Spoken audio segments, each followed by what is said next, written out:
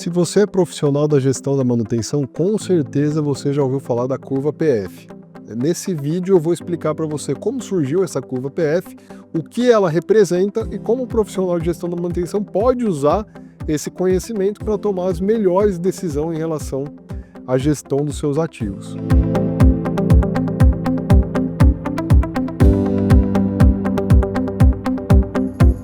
A curva PF, primeiramente, é importante explicar que ela é um conceito, tá? Ela não é matemática. Ela é expressa em formato de gráfico, mas ela não tem números. Ela é apenas um conceito para que haja uma relação clara entre o desempenho de um ativo e o tempo de operação de um ativo, tá? Ela traça esse desempenho e demonstra, com o passar do tempo, como o desempenho de um ativo cai. Esse conceito surgiu primeiramente lá com os estudos dos engenheiros Nolan e Hipp em 1978, mas ela ficou extremamente popular através do livro RCM2, do John Mowbray, um livro que foi publicado em 1991, e ele demonstra claramente qual é essa relação, qual é o comportamento do ativo com o passar do tempo, e como ele sai de um desempenho excelente até ele chegar no desempenho zero, que é quando ele deixa de desempenhar a função dele. Essa curva demonstra que quanto mais o tempo vai passando, mais o desempenho de uma máquina vai caindo em formato de curva, Não é uma queda absoluta. Ela desempenha bem a função dela durante um tempo e num certo momento ela começa a ter uma queda no desempenho da sua função até que ela chegue a zero, Obviamente isso tudo é muito instintivo, Obviamente que com o passar do tempo uma máquina vai perdendo desempenho, mas além de mostrar isso, o John Mowbray coloca no livro que essa máquina, antes de ter essa queda de desempenho, ela tem alguns pontos, Esses pontos ele chama de pontos de falha potencial, São alguns sintomas que a máquina começa a apresentar antes de efetivamente ter uma queda total do seu desempenho. Então, enquanto o desempenho de uma máquina ainda está quase que 100%, ela já começa a apresentar alguns desvios nas suas características normais que apontam que, num futuro, essa máquina pode vir a apresentar alguma falha que está diretamente relacionado com esses desvios. O exemplo que o John Mowbray utiliza no livro é de um motor elétrico, por exemplo, que vai apresentar no futuro uma falha de rolamento, um travamento do seu rolamento.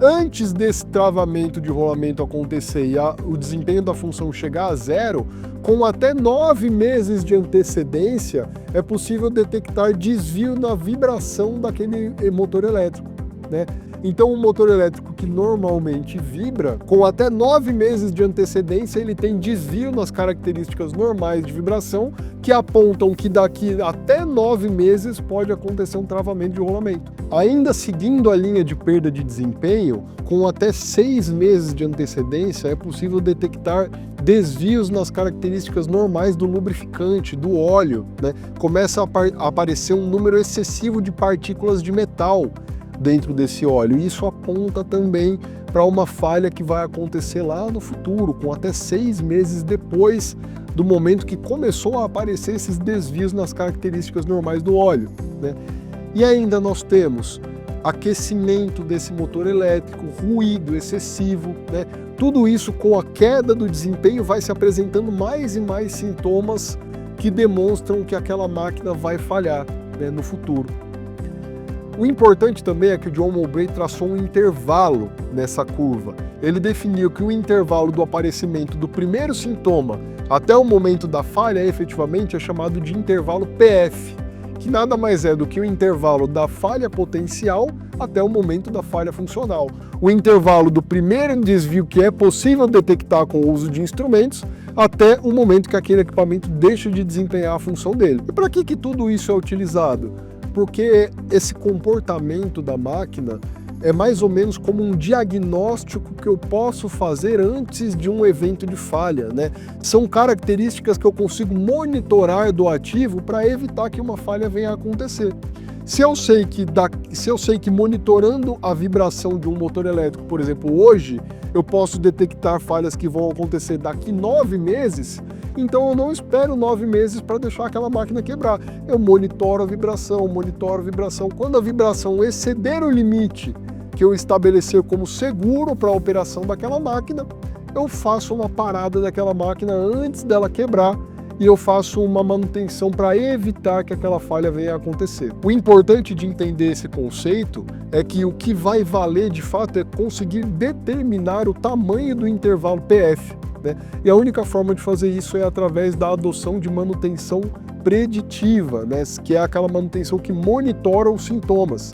Esse tipo de manutenção ela tem como característica monitorar os comportamentos do ativo e algumas características normais de operação daquele ativo e apresentar desvios que possam apontar para falhas no futuro.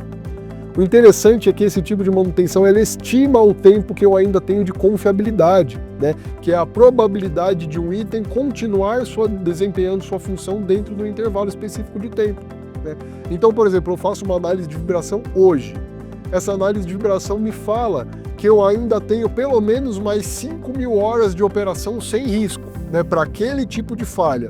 Então eu sei que a minha confiabilidade é de pelo menos 5.000 horas. Né? Eu tenho uma probabilidade muito alta que nas próximas 5.000 horas eu não tenha nenhum problema com aquela máquina.